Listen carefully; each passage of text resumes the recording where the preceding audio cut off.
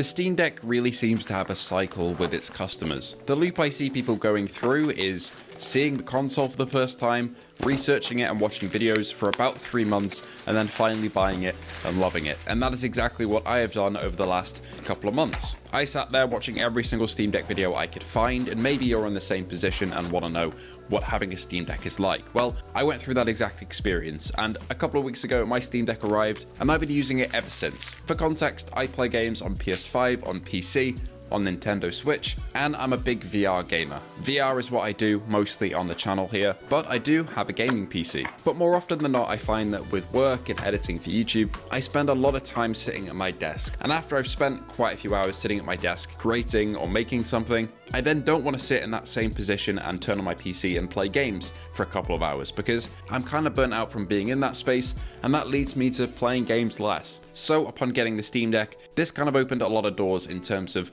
what I can go out and do with my gaming experience. I'm no longer confined to a single area when playing games, as almost my entire Steam library is accessible from any point wherever I want it. Now sure, I will be playing Game Pass games and higher end Steam games on my PC still because the Steam Deck's hardware simply can't run some things, or the control scheme is just not really designed for certain experiences, but for the most part, if I want to catch up with a round of Halo Infinite, cruise around on BeamNG or Forza, or even play some RTS games like Total War, that is perfectly doable from anywhere that I want now. I opted to go for the OLED model because I love proper contrast and proper colors, especially in a screen that I'm going to be taking everywhere with me and playing a lot. The upgrades that come to the battery life as well were a big incentive for me to push to get the OLED, and ultimately I've got to say I'm incredibly happy with my decision to do so. The screen is so vibrant. The refresh rate of 90Hz is fantastic, provided whatever game you're playing can hit it, and the battery life is solid that I can run a AAA game like Halo Infinite online connected at all times for around or over 2.5 hours depending on the map that I'm playing. And if I want to hop into an older game like Halo Combat Evolved, it can truck through many more online matches and missions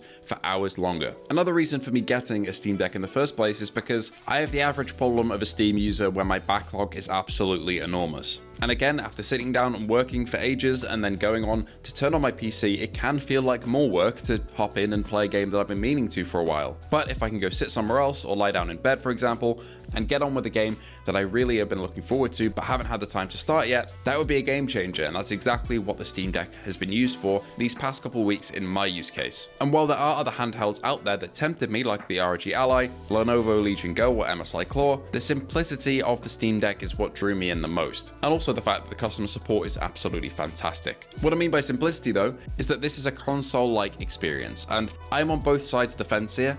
I love my PS5, I love my PC, they both have incredible perks to them, and one of the perks of console is that things just work, and it's similar with the Steam Deck. Sure, you can go jumping into settings and messing about with them if you want to gain a bit more performance, but for the most part, every game just works plug and play. Straight out the box, everything I've tried to play so far has simply worked. Whether that be strategy games like Red Alert or Battle Sector, or a physics-intensive game like BeamNG, I just press play and off I went. For people who want to tinker around, you can do so. There's a lot you can adjust and play with to try and eke out every inch of performance out of this thing, but for the average person that just wants their games on the go, it is so simple, and I really appreciate that fact about the deck. I was excited for the portability of the deck as well, and a little bit worried, to be honest. I'd handled one in real life before buying one, and it is a fairly large device. And that rings true when you own one as well. The dimensions don't change, obviously, and with the case on as you're traveling, it gets even larger, but it is perfectly sizable enough to throw in a backpack,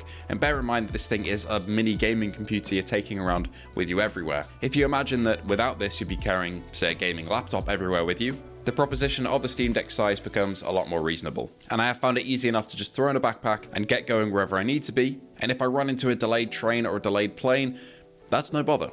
However, what I will complain about is that the fact that the Steam Deck has made me so much more susceptible to Steam sales, and the upcoming autumn sale is going to be a real killer, I think, because now, whenever I look at a game on the Steam store, it's not, will I play this, will this be fun? Well, it still is, but alongside with that, it's now, will this game run on my Steam Deck? And that's another enticing factor altogether, meaning that I'm much more likely to buy something because of the notion that I can take it anywhere with me, which is a perk that I never really thought would be realized in the handheld gaming space. I've been waiting for so long for PC handhelds mods to get to a point where they are properly viable, both in battery life, power, and accessibility, and the Steam Deck is that. Finally, there's the question of why did I buy one so late? The Steam Deck OLED has been out for almost a year now, and the LCD model is coming up on 3 years, I believe, and that is quite a long time.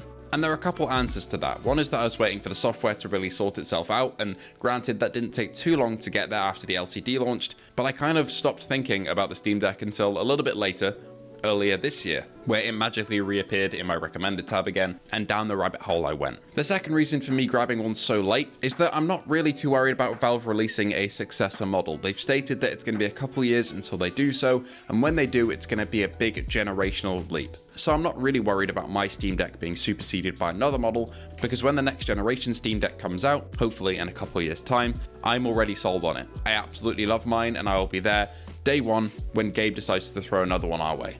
Anyway, I've absolutely loved my Steam Deck. Have you got one? Do you like it? Do you hate it? Let me know in the comments below. Thank you so much for watching, and thank you to our patrons and YouTube members who are on screen right now that bring this content to you each and every day. Thank you all so much for watching, and I'll see you all in the next video.